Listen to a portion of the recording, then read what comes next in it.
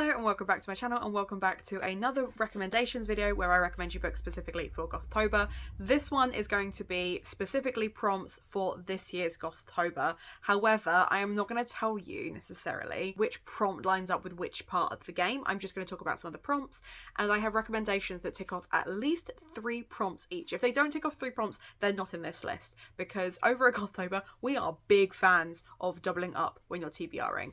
I very often will TBR a book for every single prompt, but if I can get one that ticks all of them off and read that first, I will. So all of these recommendations tick off at least 3 prompts for you. They're very varied. Olivia and Tish are also doing recommendation videos, so make sure you go and check those out. When they're available, I will put them in the description down below, but in the meantime, let's get started recommending you some great Gothic books. First one I'm going to recommend to you has forest creatures and insects on the cover, and it is also a kind of fairy tale retelling. It's a bit of a stretch, but I'm going to allow it.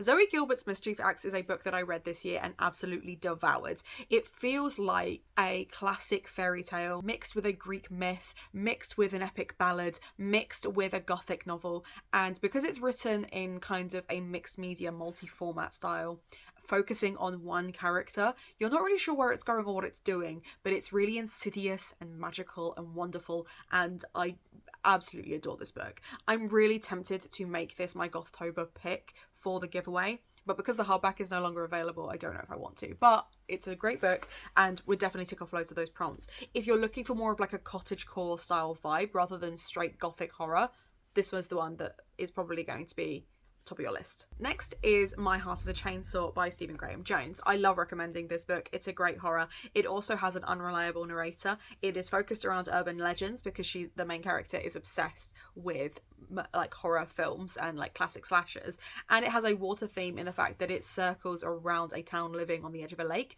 There is a whole scene where they are watching Jaws on floaties out on the lake, so there is like that kind of tie into it as well. But essentially this follows a main character who, like I said, is obsessed with slasher films, and she is convinced that a killer is going to return to their town. It deals with a lot of trauma. There are a lot of trigger warnings for this one, so I would absolutely recommend you check those out first, but this is a great slasher horror. Again, ticks off loads of Gothic prompts, has a BIPOC main character because it's own voices, and just a really fun slasher thriller. These Violent Lights by Chloe Gong has insects, Asian mythology, and a web of lies. This is a duology, or part of a duology, where it is a Shakespeare retelling of Romeo and Juliet. However, it is set in 1920s Shanghai. It has mob families, a web of lies as previously stated, and lots of drama. I really liked this. This one is great if you're not a massive fan of Shakespeare but you kind of want to try some, or if you're not familiar with Shakespeare, because it starts off very Shakespeare heavy, but once you get involved in the story and it steps away from that, it's just so engaging. It's very fast paced, the characters are really engaging, and it's just a really good time. I'm going to really struggle to kind of find other adjectives for these books because I love all of them. The reason I'm recommending them is because I love them, right? So bear with me. I'm going to try and just kind of cover synopses, tick off prompts, but I'm not going to hang around too long and tell you why you should read them. You should read them because they're on this list. That's it. Beginning and end.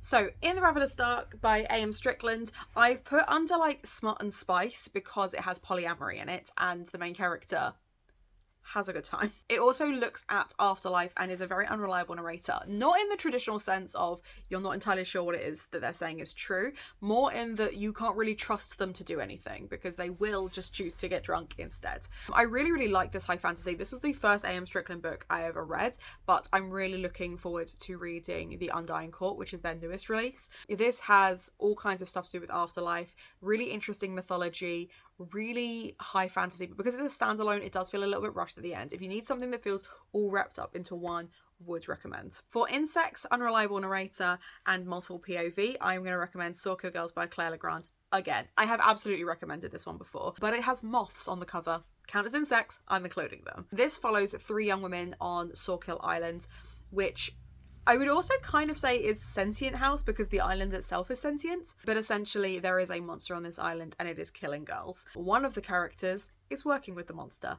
Not going to tell you who it is, but it's a good time. I don't know how I feel about recommending this one. There are other better smutty, spicy books, but what I liked about this one is it also ticked off afterlife because this guy, this priest, he doesn't have to be celibate. He's choosing to be celibate. Except he doesn't really want to be celibate, because he very much would like to have sex with this lady, but constantly refers to his, like, immortal soul and the afterlife and how he needs to be a good person. So I'm stretching it. But he's also an unreliable narrator, because he says he'll do something, then he does the opposite.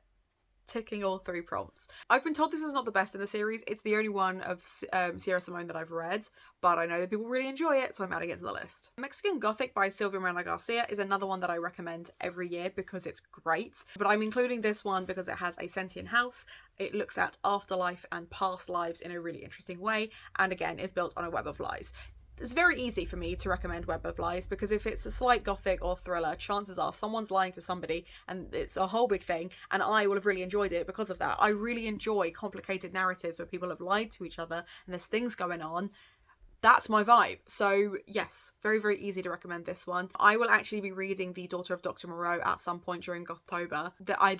There's the 2 that I've read are in this list of recommendations, so inevitably you will see Daughter of Dr. Moreau on that list as well. Let's just get on with it, shall we? Shall I just recommend The Beautiful Ones again? Because this one has insects, multiple POV, and I'm gonna argue fake dating. If you've read the book, you might disagree. Understandable. If you haven't read the book, just accept it, put it on your TBR, and thank me later. Essentially, this follows 3 main characters. You have Nina, this is Nina, she's beautiful, she's lovely, who is obsessed with insects, and also the fact that she has this telekinetic ability. She then starts hanging out and kind of is interested in this guy called Hector, who pretends to court her to get back at Valerie, who is her aunt, who he is kind of in love with. It's a whole thing. Not aunt by blood, by the way, aunt by marriage, technically a cousin, like once removed type scenario, but acts like her aunt, acts like a mother. It's a whole drama thing, very like classic telenovela. Oh my god, it's so good. It's so beautiful, so fun. Yes, ticks all those prompts. And again, a far more cottagecore, gentle gothic than some of the darker books that I will be recommending today. Speaking of darker books, I'm going to recommend to you today another one that I recommend every single year is Even If We Break by I never get the name right. This has urban legends because it's kind of like Lost in the Woods style vibe, multiple POV and unreliable narrator because 5 friends go up into the woods. They don't all come back. What I really like about this is it's also kind of built around a role-playing game and the fact that these friends have kept lives from each other. There is disability rep, neurodivergent rep, BIPOC rep, LGBT rep. It ticks all the boxes. So I will always recommend it for Gothtober because it is always appropriate. Mina and the Undead by Amy McCourt ticks off the prompts Humans Are Delicious, Empowerment, and Urban Legends because this one, what I really like about what Amy McCourt has done with this vampire story in particular is really lean into the urban legends of New Orleans and how the killers and the voodoo and things like that have built up a legend around vampires in particular. I thought that was really, really interesting. I thought it was a really nice dynamic. It's a really interesting setting as well. So ticks off all those prompts, but specifically the urban legend thing I thought was really clever the way it's handled in this book in particular, so I would recommend. Plus Humans Are Delicious. Humans Are Delicious is such an easy prompt to recommend as well because if it has vampires, zombies, cannibals, or any other kind of monster that eats people, done. And drinking their blood absolutely counts as Humans Are Delicious, which means Twilight does count, but I'm not recommending it here.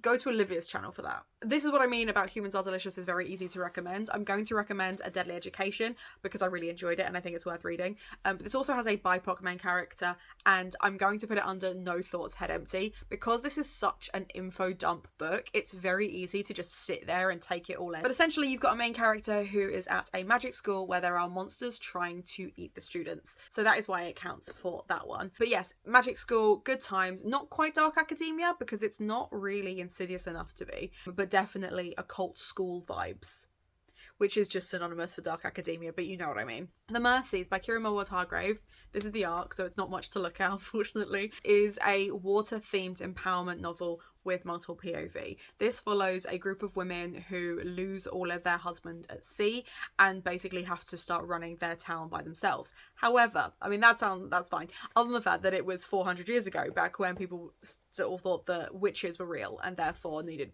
burning at the stake and stuff, and the church was very much involved, and men, patriarchy, blah blah blah blah.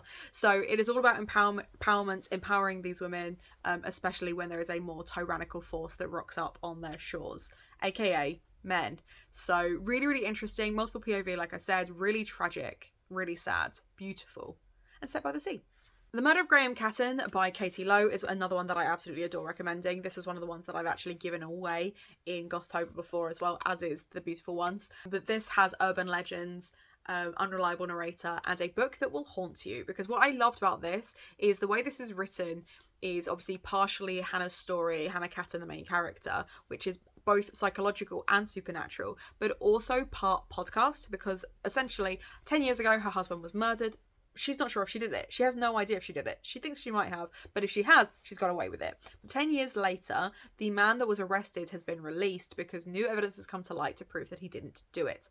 And there is now a podcast kind of following his story and talking about how he got arrested and what actually happened. So Hannah, if they did do it, is not going to get away with it for very long. Well, the reason that this kind of haunted me, I got to a point where everything was kind of like all wrapped up and neat and done. And then I realised I had 100 pages to go. Terrifying. Books like that haunt me because I have to know. I have to keep going. I'm not allowed to put it down until I'm done.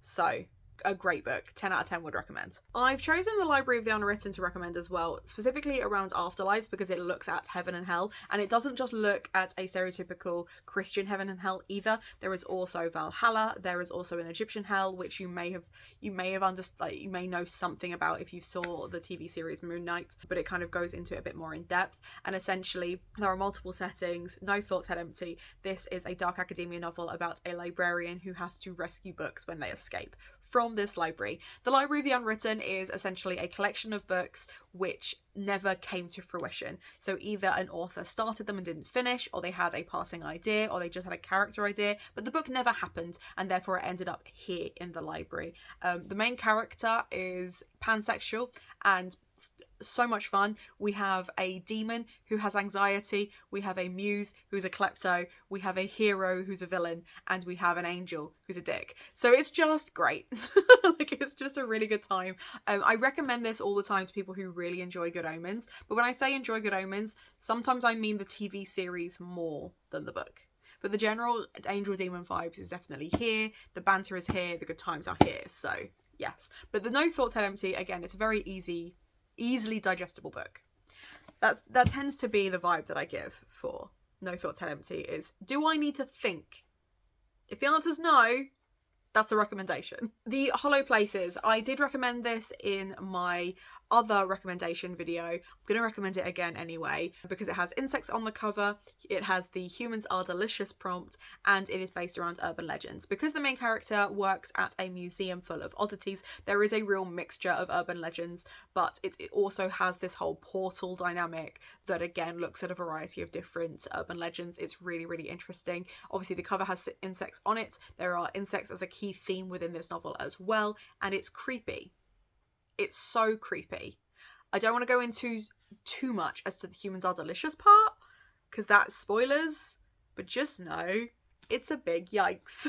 The book isn't a yikes. The thing's a yikes. I'm complicating it for myself now. And then the last book I'm going to recommend to you is one that I've recommended before, again in my previous video when I was talking about BIPOC, LGBT and disability rep books, because it has an insect on the cover. But this also is built on a web of lies, and having thought about it, also has fake dating to a certain extent. But essentially this follows a young girl who is Indigenous, trying to find the balance between her white family and her Indigenous family, and try and solve the crime, which is that her best friend was murdered, and how that happened, what happened, etc. It is built on a web of lies, but there is a young boy that they kind of pretend they're dating, like semi-pretend that they're dating, so that he can get ingratiated with a group of people that they are investigating. So really, really interesting. Really fun kind of YA mystery, perfect for fans of Truly Devious and other more like procedural style YA mysteries, but beautifully poignant and, like I said, Indigenous rep.